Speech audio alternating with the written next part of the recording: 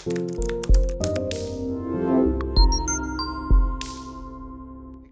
Backendless File Storage provides a wide range of functions available both via API and Backendless Console.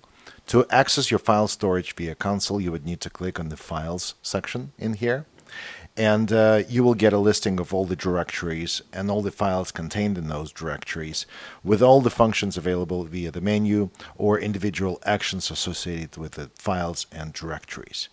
One of the functions that I want to demonstrate to you is the ability to create a new file. Of course, you can drag an existing file from your computer into the browser, and the file is going to be uploaded, or you can create a new file right there using Backendless Console. And for this, you would navigate to a directory. In this case, I have navigated to the web folder, and there is a new file link right here. So if you click on that link, you get an editor that you can use to create the contents of the file. In here, you're going to give it a name. I'm going to name it test.html.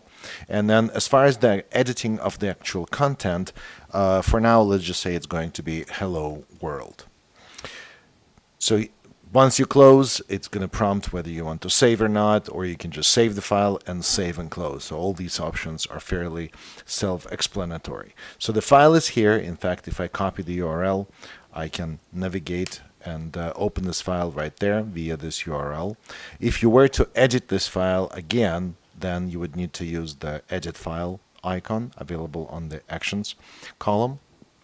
And when you go to edit an existing file, then the actual editor can be switched from the raw editing. So in this case, let me change this HTML to this. And as you can see, since it detected the content type of this file as HTML, it switches to the HTML highlight mode. But you can also use the rich editor. So if you go to rich editor, then in here it becomes a full-blown rich editor with all the functions associated with a rich text editing. So in here, if I save and close and then reload this file, you see then it is rendered accordingly. Very convenient functionality.